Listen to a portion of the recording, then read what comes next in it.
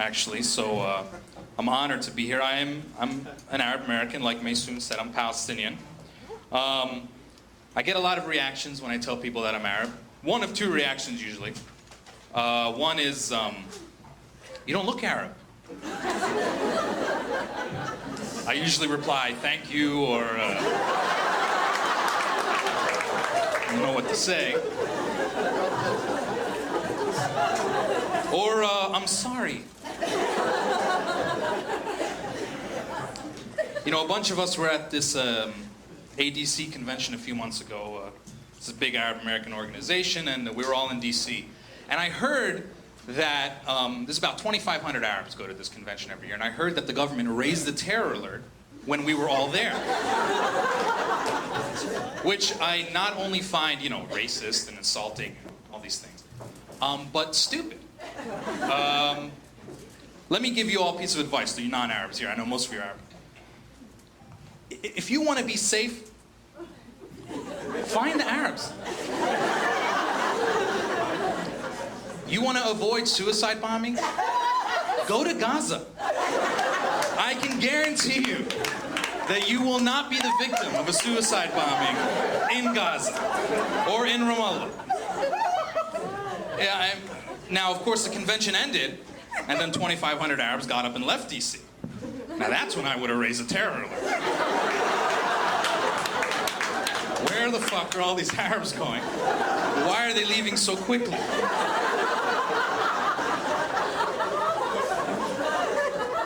Now, I'm here also to tell a few stories, and I'm writing a long essay now, a long book about two major components of our community, boaters and Arabs. And I had to pick one to talk about tonight, so I'm going to talk about boaters. And I've made kind of a short list of some of the characteristics that boaters have. Boaters means immigrants, boater, you know, everybody knows what I'm talking about, all right. Boaters have a few characteristics. Number one, you have to be born overseas. You can't be born in America, be a boater. You have to have an accent. You may have a large vocabulary, but boaters undoubtedly will stress the wrong syllable in a word. Not only do they stress the wrong syllable, but all of them stress the same wrong syllable. It's like they all came to America, they had a boater convention, so, this is gonna be how we pronounce this one. And it's pronounced. The boaters have a problem with P's and V's. They can't pronounce them. They're not part of the Arabic language. This leads to things like Palestinian people or I love you or something like that. Boaters are always smarter than their children. Even if a boater has finished the 3rd grade in a village, he is smarter than his PhD son or daughter. Boaters didn't have electricity or they didn't know what this stuff was till they came to America. They walked up a hill to school and up a hill home.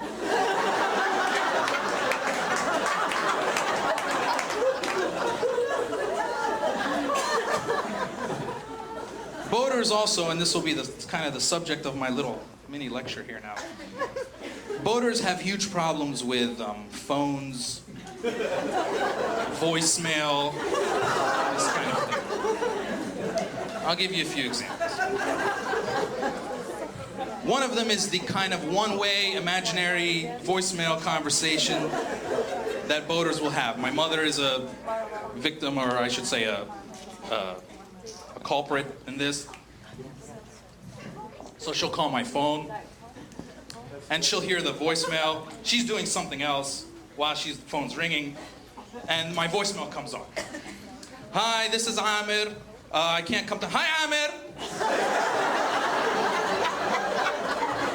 I can't come to the phone right now. Just leave me a message, and I'll get back to you as soon as I can.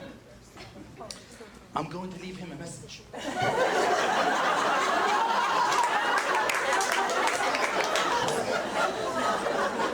Hi, Amer. How are you?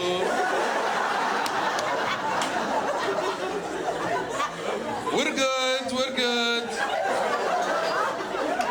Yeah, no, we're just watching TV, Jazeera, soap operas. How's your food? Is your apartment dirty? I remember when I was there, you didn't vacuum. You need money? Okay. All right, we'll talk again soon. Okay. Anna mama. And she hangs up.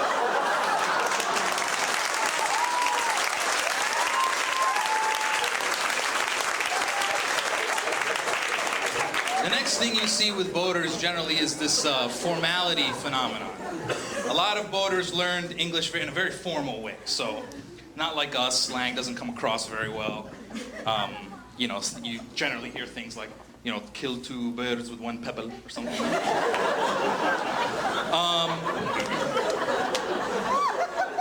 So,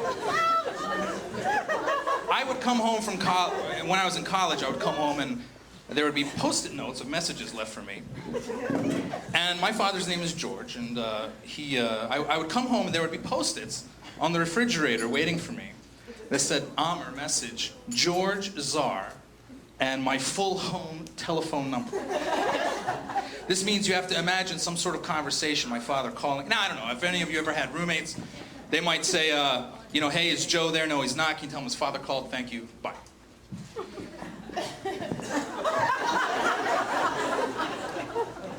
Hello? Hi, is Amer there? No, he's not. Is this Mr. Zahr? Yeah, yes. Can I leave him a message?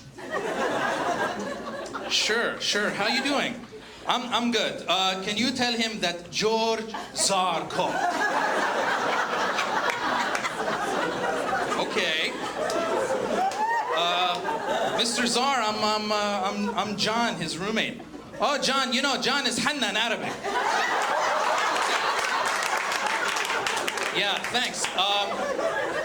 Yeah, tell him I called, okay? He can call me at home.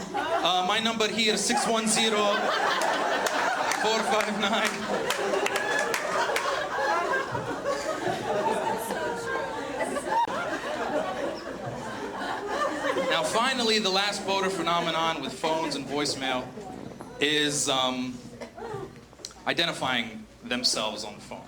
I don't know if any of you noticed, but if your father or mother calls you, I constantly, you know, he calls me, I'm like, hi Amer, hi Baba, this is your father. I know. So my freshman year of college again, fortunately all these stories are happening in my freshman year of college, traumatic experience. I was getting ready to go home for Thanksgiving, and I had reserved my plane ticket, and I emailed him. The man uses email. He's not technologically primitive. He uses email. So I sent him my email with my whole itinerary. Come home from class that day, I have 2 messages on my voicemail.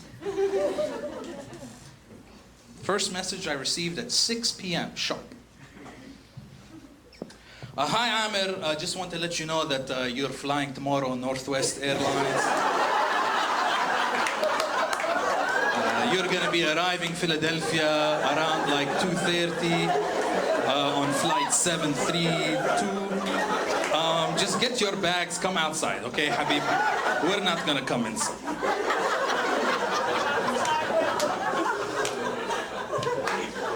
My next message, 1 minute later, 6:01. Hi Amer, just in case you didn't know before, that was your father. And this is your father too, if you want to call me, I'm at home, number 610. Thanks guys, have a good night.